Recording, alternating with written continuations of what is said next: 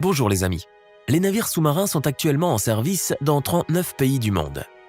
6 d'entre eux disposent d'une flotte de sous-marins nucléaires et 3 autres construisent leur premier sous-marin à propulsion nucléaire. Mais la Russie et les États-Unis ont les plus gros sous-marins. Les sous-marins nucléaires modernes sont des croiseurs lourds de missiles stratégiques avec des armes nucléaires à bord. Et dans cette vidéo, vous verrez comment est construit l'intérieur du sous-marin le plus puissant du monde. Les plus grands sous-marins à propulsion nucléaire du monde sont le sous-marin américain Ohio et le sous-marin russe Akula du projet 941. Le plus célèbre d'entre eux est le TK-208 Dmitri Donskoy. Ce croiseur sous-marin a battu de nombreux records mondiaux, tels que la puissance de l'armement, la longueur, le déplacement, la vitesse lente, etc. Projet stratégique 941 Akula a été développé au bureau d'études Rubin de Saint-Pétersbourg sous la direction de Sergueï Kovalev. Et le premier sous-marin de type Akula a été construit à Sevmash en 1976.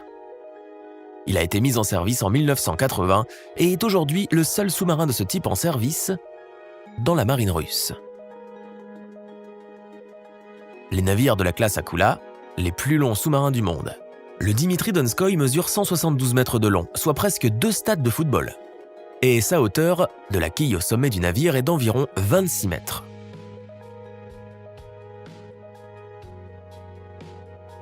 Le sous-marin a un poids d'environ 48 000 tonnes, soit plus de 19 piscines olympiques remplies à ras-bord.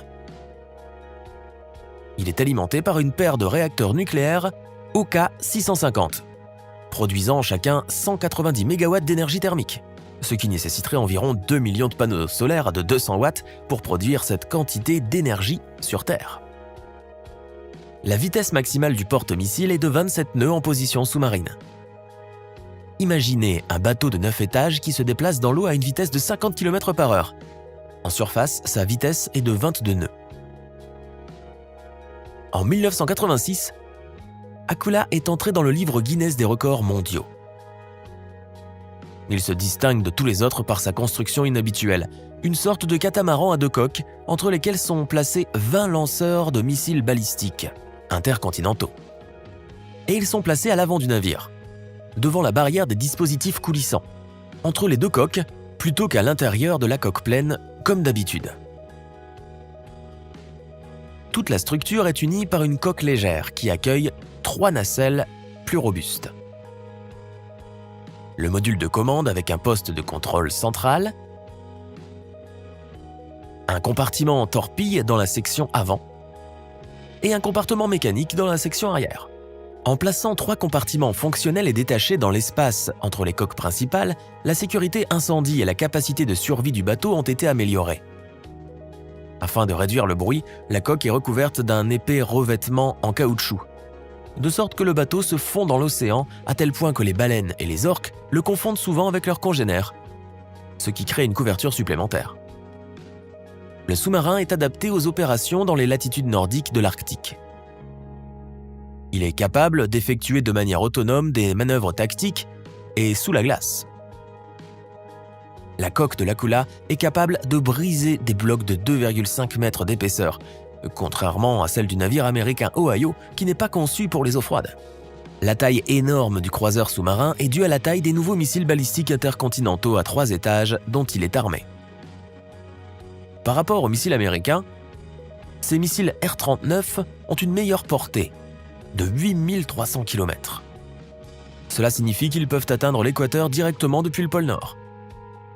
Le Donskoy est équipé de 20 ogives géantes pesant 90 tonnes, mesure 16 mètres de long et 2,5 mètres de diamètre, et transporte 4 tubes lance-torpilles de 21 pouces et 2 de 26 pouces.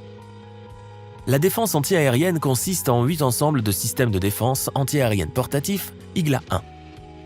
La conception du sous-marin est unique dans la mesure où personne n'a encore été capable de le reproduire, et selon certains experts, personne ne le fera jamais. Visuellement, il ressemble à un pain français légèrement aplati, mais à l'intérieur, il se compose de 2 cylindres parallèles en forme de cigare, de 10 mètres de diamètre chacun, avec 3 transitions entre les compartiments. On peut l'imaginer comme 2 sous-marins dans une seule énorme coque, puisque chaque cylindre est dupliqué, avec des réacteurs, des turbines et des cabines. Grâce à cette structure, la probabilité qu'un sous-marin meure est minime. En cas de défaillance d'une moitié du navire, le sous-marin pourra accomplir sa mission et rentrer chez lui aux frais de l'autre moitié. Le nombre total de compartiments étanches est de 19. 2 chambres de sauvetage mobiles, conçues pour tout l'équipage, sont placées à la base du roof. Le sous-marin compte 160 personnes, dont 52 officiers. Le navire en position de surface est contrôlé depuis le roof. À l'intérieur des rambardes de la cabine, on trouve divers dispositifs rétractables, des équipements radio, des antennes et des périscopes. Sur le pont inférieur, dans le poste central, se trouve le contrôle du navire, les mouvements avant les tirs des missiles et des torpilles. Dans l'esprit de beaucoup de gens, l'intérieur d'un sous-marin est composé de milliers de valves, de tuyaux et d'instruments. C'est vrai, mais certains des quartiers d'habitation de Lacula font plutôt penser à des corridors coach. Longs couloirs, portes coulissantes, garnitures en plastique. En descendant la passerelle du compartiment d'habitation, nous entrons d'abord dans la zone de loisirs. Les sous-mariniers l'appellent une zone de relaxation psychologique. Il y a des fauteuils à bascule confortables pour regarder vos films préférés. Il y a même une vieille télévision à tube conçue spécialement pour être installée dans les sous-marins. Il y a des fleurs et un aquarium avec des poissons.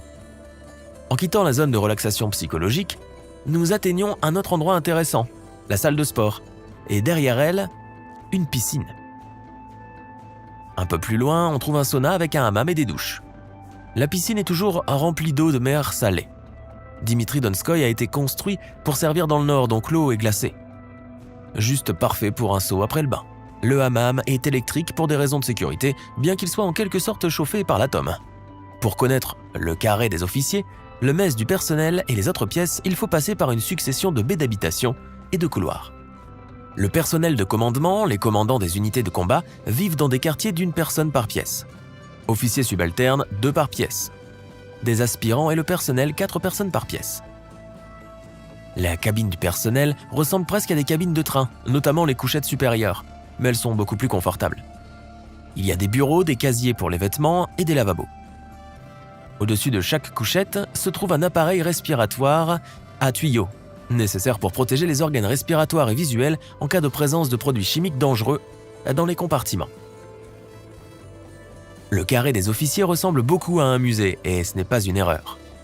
À la fin du millénaire, avec le soutien de la réserve muséale du pôle de Kulikovo à Toula, une exposition permanente est apparue sur le navire. Ici, dans le carré des officiers, il y a une porte discrète qui se confond presque avec les murs. C'est l'une des entrées du mess du personnel et de la cuisine. La cuisine y est réalisée par des cuisiniers professionnels qui suivent régulièrement des formations. La ration quotidienne du marin comprend du chocolat, du vin rouge, du caviar rouge et du poisson rouge. Les sous-mariniers célèbrent aussi les fêtes. Pour chaque garçon qui fête son anniversaire, le cuisinier prépare un gâteau qui est présenté au poste central par le commandant du navire. Un couloir séparé mène à la cabine du commandant et à sa cabine. La visite à l'intérieur du sous-marin nucléaire le plus puissant du monde se limite à cela, car le compartiment situé à un endroit stratégique est interdit au monde extérieur. Le sous-marin Dmitri Donskoy est également unique en ce sens que le monde entier le connaît et que son image a été utilisée dans de nombreux films, documentaires et livres. Le journaliste américain Mark Episcopos a évalué les capacités létales de Dmitri Donskoy, le qualifiant de machine apocalyptique. Pensez-vous, mes amis, qu'il vaut la peine de dépenser d'énormes sommes d'argent provenant du budget de l'État pour construire de telles machines? Donnez votre avis dans les commentaires, likez, abonnez-vous à la chaîne et à bientôt.